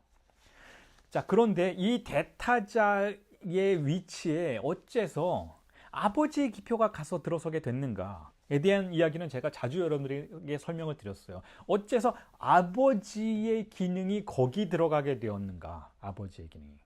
왜 아버지의 기표인가? 대타자는 신이죠. 신이죠. 우리의 무의식을 지배하는 신적인 존재예요. 신적인 위상을 가지고 있는 대상인 것인데 어째서 그게 아버지의 이름이 되었을까? 어째서 아버지의 기표가 그 자리에 들어가게 되었을까? 프로이트가 그것을 아버지 하나님이라고 불렀고, 락강은 그것을 다시 부성적 기표 혹은 부성적 은유라는 개념으로 세공해내기 시작했어요. 왜 부성일까? 왜 아버지일까에 대해서 제가 일전에 말씀을 드렸죠. 우연히 그렇게 됐다고. 우연히 살다 보니 인간 세계에서 남자가 지배하게 된 거예요. 남자가 지배하게 된 것에는 어떤 필연성도 없어요. 그러니까 하나님의 성별이 남자가 된 것에는 어떤 필연성도 없다는 거죠. 하나님은 성별이 없어요. 대타자는 성별이 없어야 돼요. 그런데 거기에 남성적 권력이 개입해 들어가서 대타자는 남자더라 라고 믿도록 우리에게 만들어 준 것이죠. 그래서 대타자가 아버지가 된 거예요. 만약에 여성이 지배하게 되면 어떻게 될까요? 여성이 지배하게 되면 대타자도 사라지고 가부장적인 세계도 사라질까요? 그렇지 않아요. 여성이 권력을 갖게 되면 여성이 남성의 역할을 하겠죠. 그래서 가모장적 사회가 되고 하나님의 성별은 여성으로 바뀌겠죠. 그리고 여성이 권력을 행사하기 시작하겠죠. 그러니까 그게 아버지인가 혹은 어머니인가, 어머니의 이름인가 아버지의 이름인가 라기보다는 대타자라는 개념이 훨씬 더 근본적이고 중요한 개념이라는 것이죠. 자, 그렇게 해서 가부장적 사회에서는 아버지 하나님이라는 개념이 자리 잡게 되고, 신경증자들은 모두 그 부성적 기표를 통해서 자신의 증상을 고착시켜요. 자신의 증상을. 자, 이 부분을 언급하면서 여러분들은 다시 이 수업 초기에, 우리가 벌써 8회차 수업에 들어왔는데 초기에 제가 여러분들에게 말씀드렸던 증상으로서의 아버지의 기표라는 개념을 떠올리실 수 있을 거예요. 증상이라는 것은 다시 말해서 상실된 것을 보상받기 위해서 우리의 무의식이 달라붙고 들러붙고 고착시키는 보상체계를 말하죠. 잉여향유의 체계를 말하죠. 그게 바로 부성적 기표예요. 아버지가 그 기능을 하게 된다는 것이죠. 아버지가 그 기능을 한다는 것은 바로 대타자가 그 기능을 한다는 뜻이에요. 대타자를 우리가 맹신하는 이유는 대타자를 맹신함으로써 무언가 얻는 이득이 있기 때문에 그렇다는 것이고, 무언가를 얻는가 하면 바로 잉여향유를 핥아먹을 수 있게 되니까 대타자에 그토록 매달리게 된다는 것이죠. 그래서 제가 그 부분에 대해서 여러분들에게 설명드리기 위해서 픽시용이라는 단어를 사용을 했었어요. 픽시용. 픽스라는 단어. 픽세라는 단어죠. 프랑스어에서. 고착시키다라는 뜻이에요. 픽사시용. 고착시키다가 픽션, 허구라는 단어를 락강이 결합을 시키죠. 결합을 시켜서 픽시용이라고 신조어를 만들어내죠. 그게 바로 증상의 아버지의 기능이라는 거예요. 다시 말해서 어떤 부성적인 기표가 우리에게 들어와서 주입상스를 박탈하는 동시에 그것에 대한 보상 기능을 하기 시작해요. 보상 기능을 할 때 그것이 우리의 무의식에 박혀서 일종의 허구를 만들어내죠. 그 허구가 바로 아버지를 중심으로 구성되는 가부장적 세계에 대한 허구예요. 바로 어머니와 아버지가 있고 아버지의 역할과 어머니의 역할이 있다라는 그러한 허구의 세계들이 구성이 되고, 그러한 세계의 구성 틀을 통해서 우리는 우리 자신의 욕망을 운영하기 시작한다는 것이죠. 그래서 그 운영의 버전을 그렇게 우리가 아버지의 기표에 고착되어서 그 고착 지점으로부터, 고착 기표로부터 흘러나오는 주입상스를 탐닉하면서, 잉여 주입상스죠. 플루스트주의, 그죠? 잉여 주입상스를 탐닉하면서 우리의 욕망을 운영해 나가는, 남자는 남자로서, 여자는 여자로서 운영해 나가는 그 판본을 다시 한번 강조드리지만 바로 백벡시용이라고 불렀어요. 백벡시용. 백은 아버지란 뜻이고, 다시 한번 말씀드리지만 벡시용은 버전이죠. 아버지 판본이란 뜻이에요. 하지만 백벡시용이라고 하면 퍼버전이에요. 퍼버전은, 백벡시용은 도착이란 뜻이죠. 성도착이란 뜻이죠. 성도착은 쾌락의 탐닉 구조인 것이죠. 결국 신경증의 세계에서도 성도착 수준은 아니지만 쾌락을 탐닉하는 구조가, 성충동을 탐닉하는 구조가 존재하는데, 그것의 가장 주요한 판본이 바로 아버지 판본이라는 거예요. 백벡시용이라는 것이죠. 자, 그렇게 해서 우리의 무의식이 구성이 된다는 거예요. 그리고 우리의 무의식을 지배하는 것은 다시 한번 강조드리지만 대타자라는 거죠. 그래서 락강이 세미나 11에서 우리의 무의식이 신이다 라고 이야기를 했던 거야. 이미 여러분들에게 수차례 언급을 해드렸던 것처럼 이 수업에서도 무의식이 신이라는 거예요. 그러니까 인간은 근본적으로 종교적이라는 것이죠. 왜냐하면 무의식에 존재하는 대타자를 우리는 믿으면서 쾌락을 탐닉하고 있기 때문에 우리의 믿음이 근본적인 특성이라는 거예요. 무의식의 특성이라는 거죠. 무의식은 신경증자들이 무의식이 있으니까 신경증자들은 무의식을 믿는 존재, 그 신앙 속에서 살아가는 존재라는 것이죠. 그러니까 락강이 항상 그런 이야기를 했던 거예요. 정신분석은 종교와 경쟁한다. 종교는 어떤 시스템인가요? 바로 우리의 무의식을 그대로 반복하는 시스템이에요. 우리의 무의식의 대타자를 유형화시켜서 아버지 하나님으로 만드는 그런 구조로 되어 있다는 것이죠. 그리고 정신분석은 경쟁한다는 건 무슨 뜻인가요? 바로 그러한 신앙에 저항한다는 거예요. 그게 락간이언 정신분석의 모토라는 것이죠. 이제 점점 여러분들과 함께 이 세미나 17에 대한 강의 수업의 5부 수업인 이 팔루스의 비밀이라는 수업에 막바지로 나아가면서 제가 여러분들을 어디로 끌고 가려고 하는지를 감지하셨을 거예요. 우리는 대타자에 대한 맹신에 빠져있는 존재이고, 우리는 그 우상에 빠져있는 존재라는 것. 신경증자들은 우상을 믿는 자들이라는 것이죠. 대타자라는 우상을 믿는다라는 거예요. 그리고 그 대타자의 대타자의 왕좌를 차지한 아버지의 기표에 대해서 우리는 거의 맹목적인 신앙을 보여주는 삶을 살아가는 존재라는 것이고, 락간이언 정신분석은 바로 그러한 신앙에 반대한다라는 거예요. 그래서 제가 자꾸 예수 얘기하는 거예요, 여러분.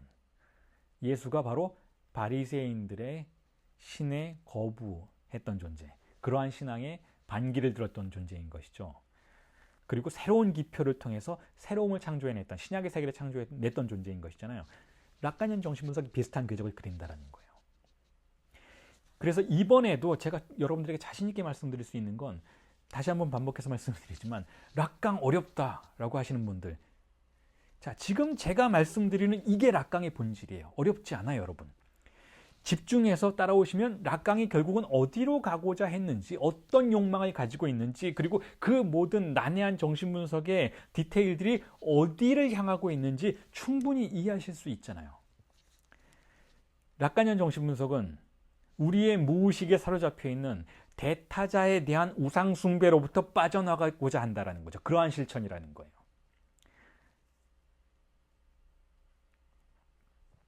그래서 프로이트가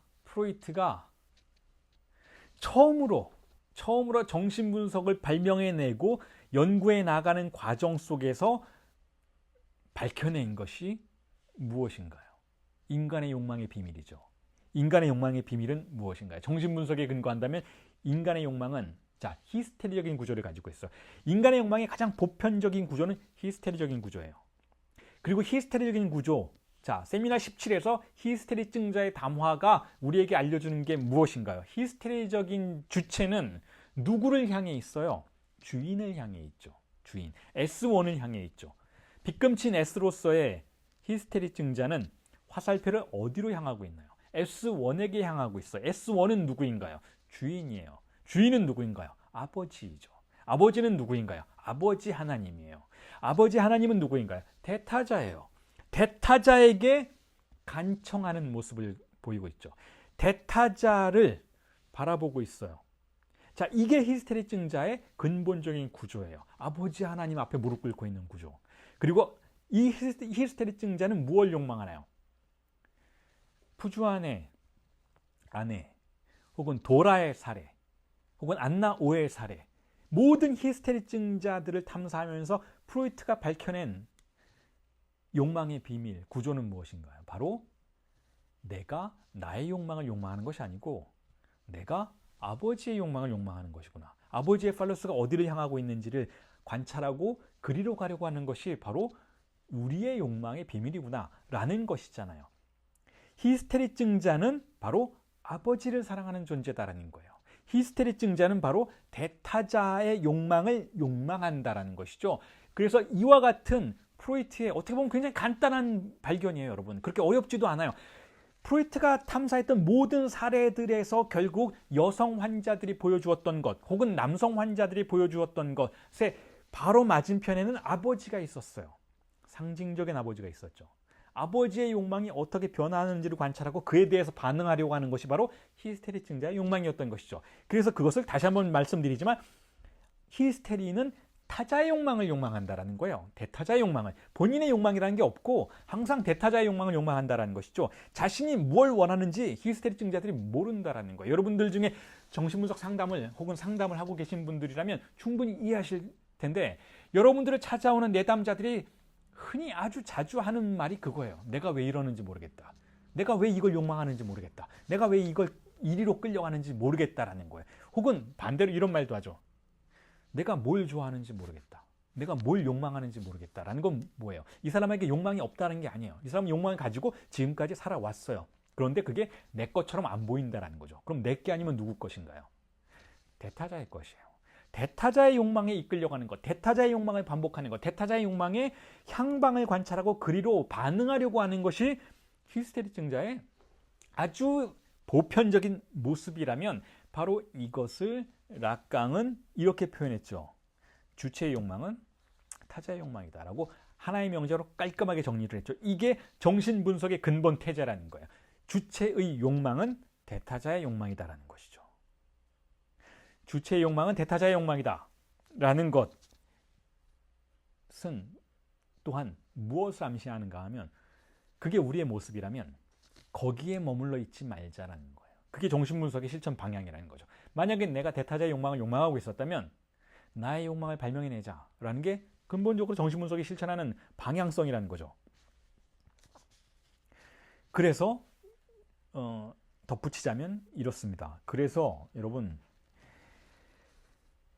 그렇다면 우리는 우리의 욕망은 우리의 무의식은 결국 타자에 의해서 만들어진 생산물이라고 볼 수가 있어요. 일종의 공산품인 것이죠.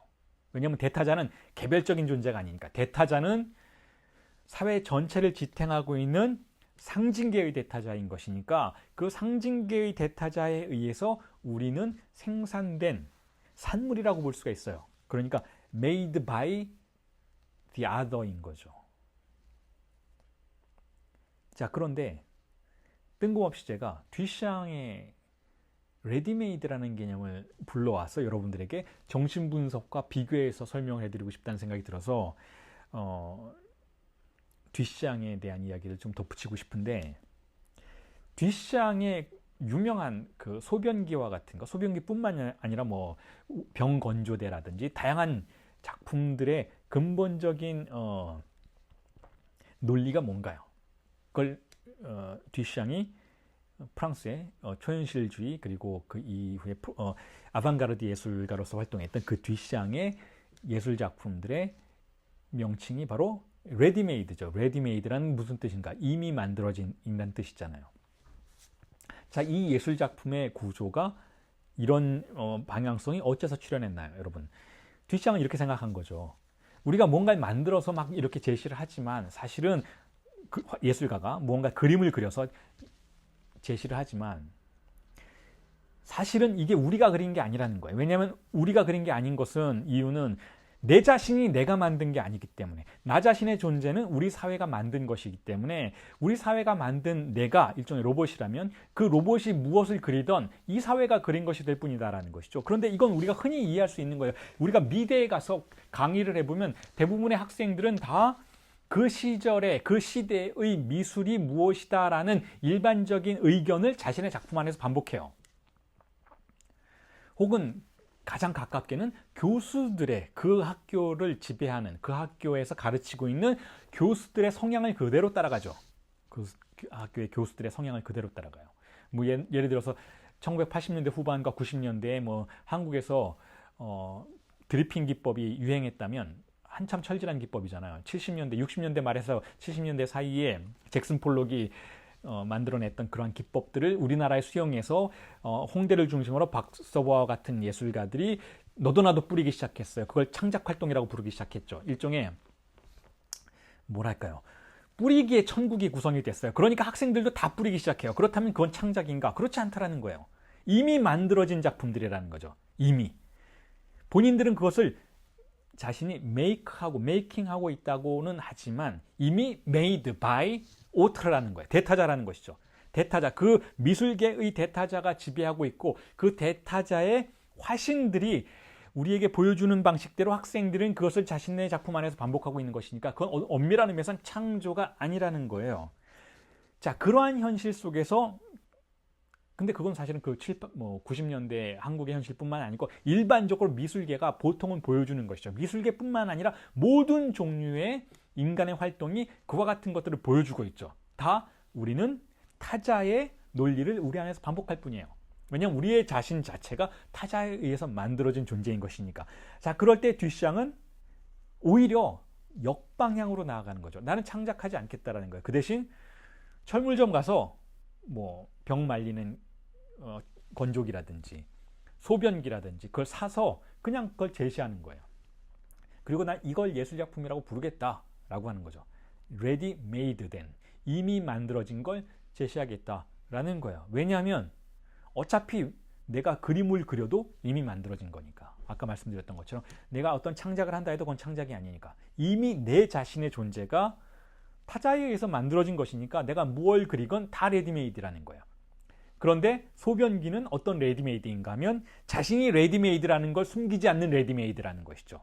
자신이 이미 만들어진 존재라는 걸 숨기지 않기 때문에 역설적으로 그 주변에 존재하는 다른 작품들을 창작이라고 우기는, 창조품이라고 우기는 작품들을 역설적으로 다시 생각하도록 만드는 그런 작품이 될 수 있다는 거예요.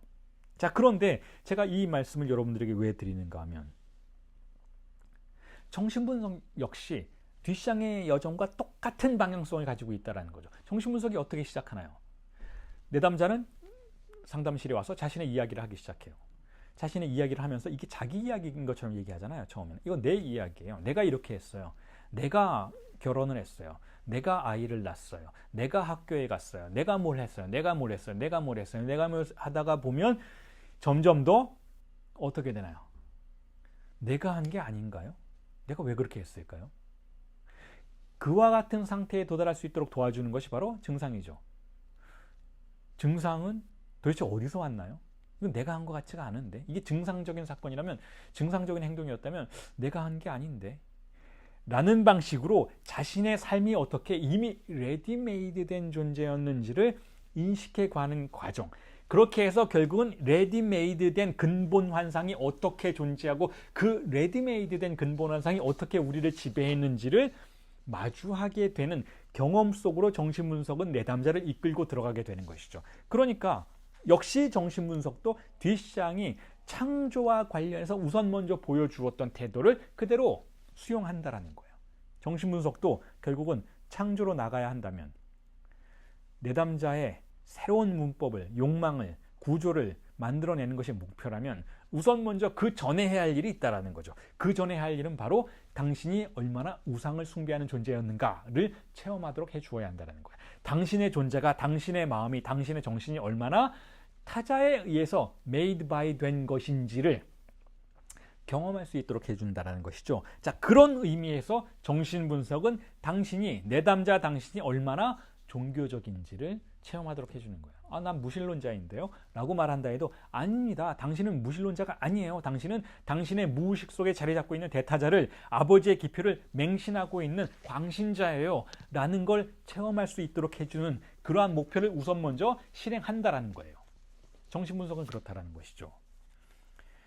자, 그래서 어떤 의미에서는 뒷시장의 작품들은, 다시 뒷시장으로 살짝 돌아간다면 일종의 정신병적 예술이라고 볼 수가 있어요. 뒷시장은 아버지의 기능을 무력화시키려고 한다는 거죠. 아버지의 기능을. 모든 창조의 장소에서 작동하고 있는 대타자의 권력을, 그렇게 해서 창조가 창조일 수 없도록 만드는 대타자의 권력을 무력화시키는 그런 특성을 보인다는 거죠. 그게 바로 뒷시장이 가지고 있는 정신병적 예술의 특징이에요. 흔히 우리가 조현병을 갖고 있는 정신병적 구조 속에 존재하는 주체들을 만났을 때 발견하게 되는 상황과도 유사하죠. 정신병적 주체들에게는 모든 사물들이 새롭고 특이해요. 무엇 하나 평범한 게 없어요.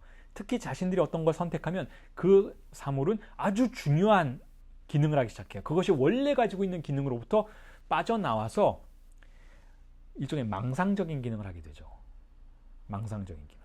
원래 그 사물이 갖고 있던 기능, 즉 대타자가 그 사물에게 부여한 기능이 더 이상 정신병적 세계에서는 작동하지 않는다라는 것이죠. 자, 그래서 덧붙이자면, 그래서 실제로 락강이 그런 이야기를 해요. 만약에 신경증자들이 대타자에 복종하고 대타자를 믿고 대타자를 신으로 모시고 있는 그런 존재들이라면, 그렇지 않은 역사적으로 유명한 3명 정도의 다른 신학자가 존재한다라고 이야기를 해요. 다른 신학자. 여기서 다른 신학자는 다른 신을 섬기는 자인 거죠.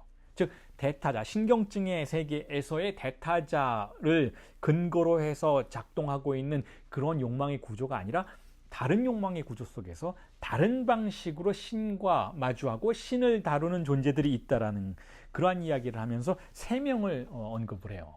이 3명에 대한 언급은 세미나 22와 23에 등장하는 것이긴 하지만, 어쨌든 대타자와 신의 개념에 대해서 여러분들에게 설명을 하는 김에 말씀을 드리자면, 그 3명의 이름이 이렇죠. 모세가 그렇고 마이스터 에크하르트라고 하는 12세기에 활동을 했던 13, 14세기군요. 13, 14세기에 활동을 했던 독일의 신비주의 신학자이고 말년에는 이단으로 재판을 받기도 했던 그 마이스터 에크하르트라는 신학자이자 도미니크파의 학자, 연구자였던, 종교 연구자였던 사람을 언급해요. 신비주의 신학자로서 언급하죠. 이 사람도 정신병적 구조 안에 있었다라는 거예요. 이 사람 역시. 그리고 마지막으로 제임스 조이스를 이야기하죠. 제임스 조이스 역시 대타자의 신을 믿지 않는 존재로서 새로운 종류의 신을, 새로운 종류의 세계를 구성해내고 창조해내려고 했던 그런 존재라고 이야기를 하죠. 자, 그런 관점에서 이 세미나 23에서 다루어지고 있는 제임스 조이스에 대한 위상이 굉장히 어떤 의미에선 과도하게 드높여지고 있기는 해요. 제임스 조이스를 단순한 어떤 문학을 창조하는 그런 존재이기보다는 오히려 대타자라고 하는 신경증자의 세계로부터 물러나서 새로운 세계를 구성해내었던 뛰어난 어떤 역사적 인물로 구성해내려고 하는 그러한 태도가 락강에게는 있기는 하죠.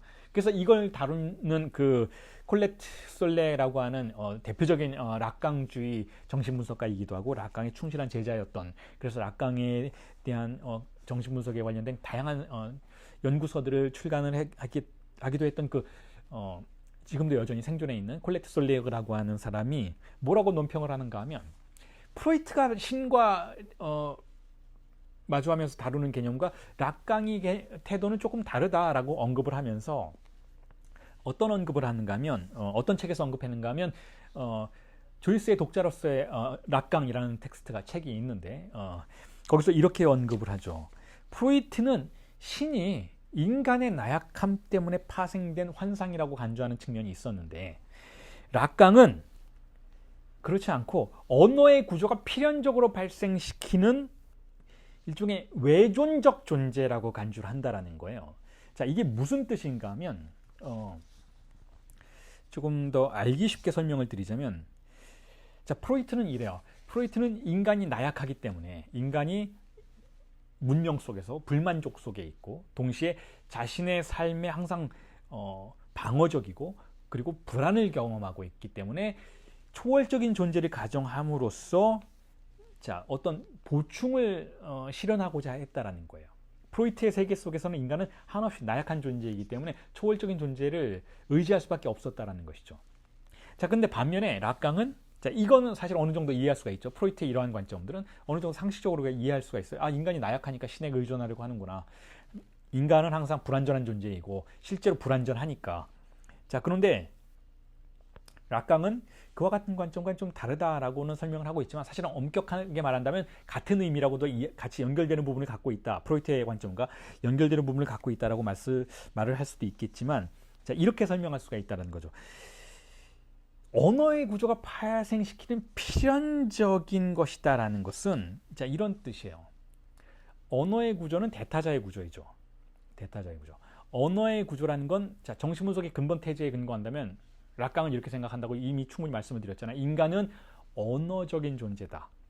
언어적인 차원에서 인간은 강력하게 영향을 받고 구성된 존재다라는 거. 이게 락강의 인간학이기도 하고 락강 정신분석의 다른 많은 여타 정신분석과 스스로를 구별하는 부분이기도 하다는 거죠. 인간은 언어적 산물이다라는 거예요. 그런데 그게 그런 사회적인 언어이기보다는 무의식에서 작동하고 있는 보다 근본적인 토대로서의 기표 구조로서의 언어라는 것이죠. 자, 그런데 그 언어가 이미 여러분들에게 다른 강의 수차례 설명드렸듯이 이 언어가 내부의 균열을 가지고 있어요. 이 언어가 완벽한 언어가 아니에요. 신의 언어가 아니니까 인간의 언어이니까 내부의 균열을 가지고 있죠. 그 균열을 여러 가지 방식으로 설명을 할 수가 있어요.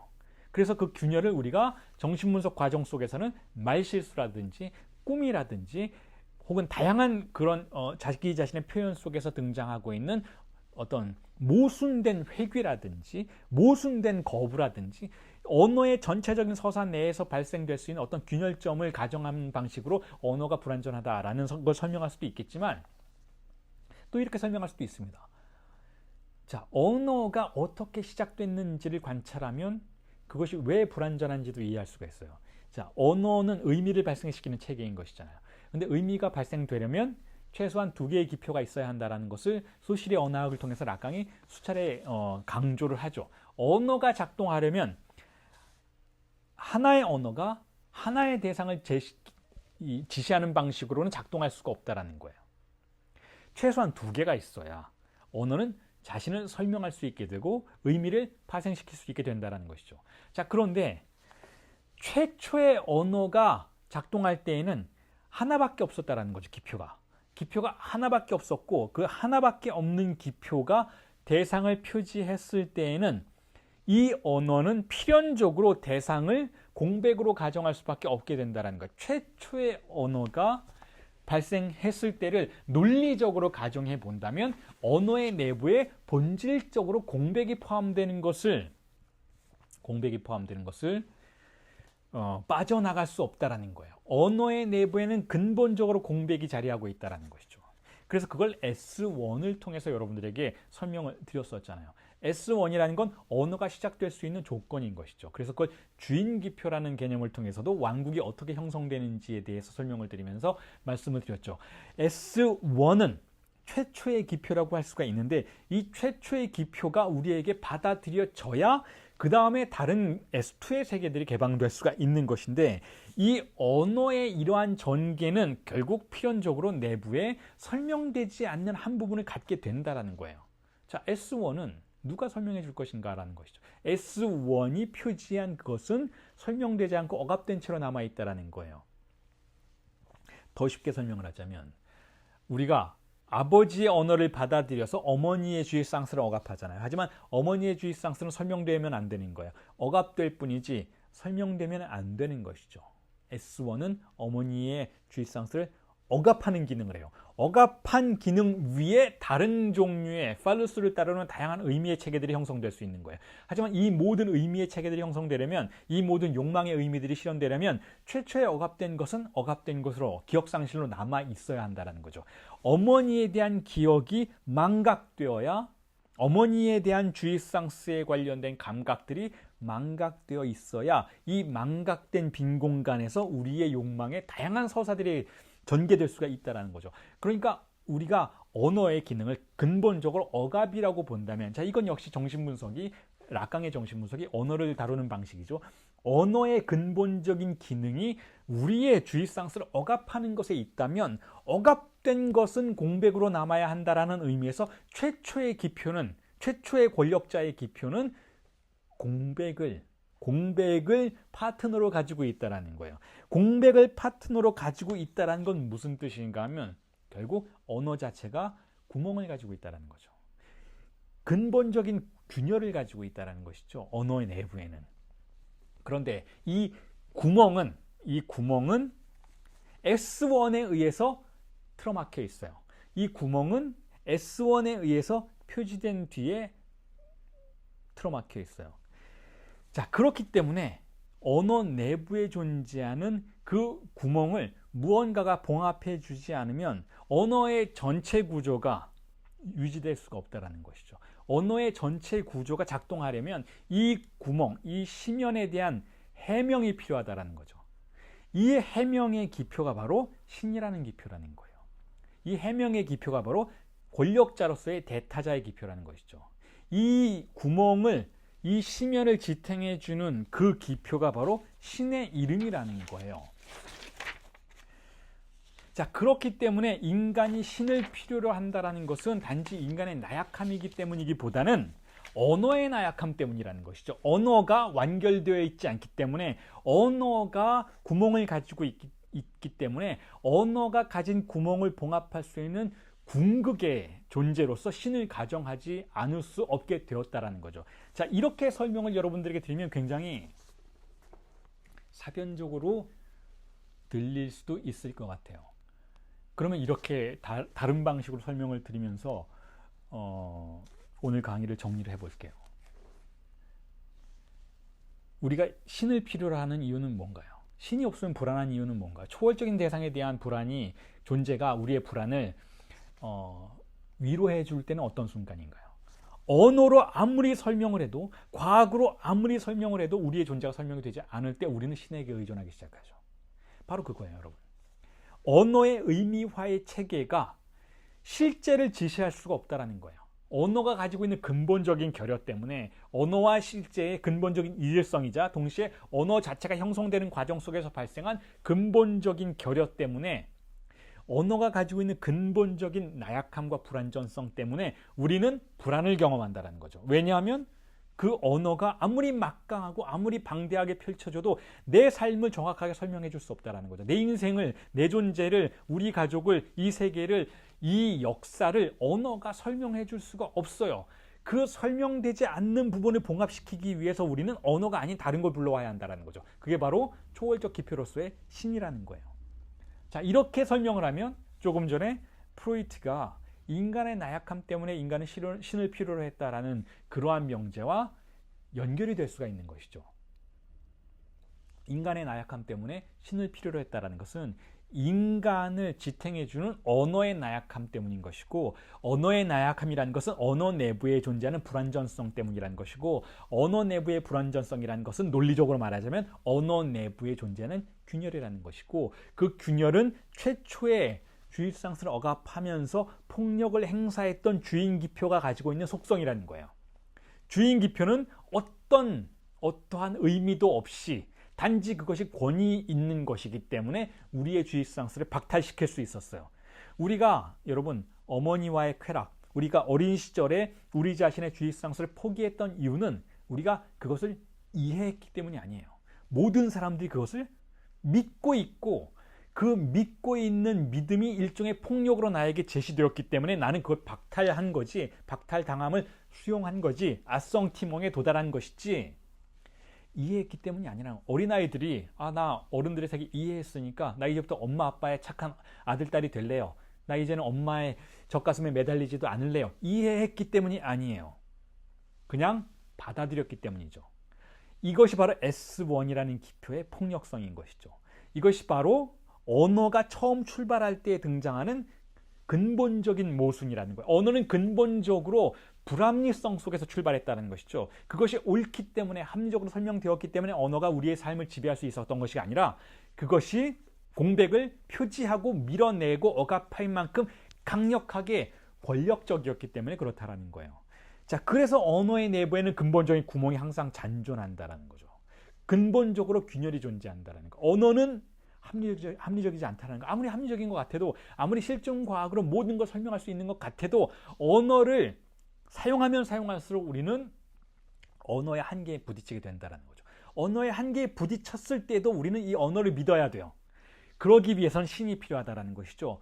그것이 바로 언어의 논리적인 균열 때문에 우리는 신을 필요로 한다라고 하는 락강의 명제, 락강에 의한 일종의 신학이죠. 락강 신학이라고 볼 수가 있는 것이죠. 그 락강 신학의 근본 태자라고 볼 수가 있어요.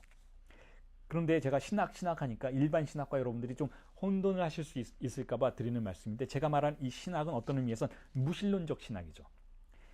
그것이 일반 신학과 어떻게 다른가? 종교를 가진 분들도 이 무신론적 신학을 공부하실 필요가 충분히 있다고 저는 믿고 있는데, 진정한 신앙을 갖기 위해서는 일반 신학은 어떤 신학인가 하면 신이 왜 우리를 어떻게 창조했는지를 공부하는 게 일반 신학이에요. 하지만 제가 지금 말씀드린 이거, 라강이 한때 디올로지라고 표현했던 것이 있어요. 그게 바로 신에 관련된 탐사의 방식인데, 테올로지가 아니라, 테올로지는 프랑스어로 혹은 라틴어로 신학이죠. 그런데 디올로지는 이런 의미를 가지고 있어요. 이런 암시적인 배경을 가지고 있죠. 일반 신학은 신이 어떻게 세상을 창조해냈는지를 연구하고 탐사하는 로고스라면, 학문이라면, 무신론적 신학은 혹은 디올로지는 어떻게 인간의 무의식이 신을 창조해냈는지를 연구하는 학문이라는 거예요. 그래서 두 학문은, 두 가지 신학은 비슷한 듯 하면서도 정반대이고, 정반대이면서도 동시에 상호 필요성을 요구하고 있죠. 무신론적 신학은 어떻게 인간의 문명이 신을 만들어냈는지를 탐사하는 거예요.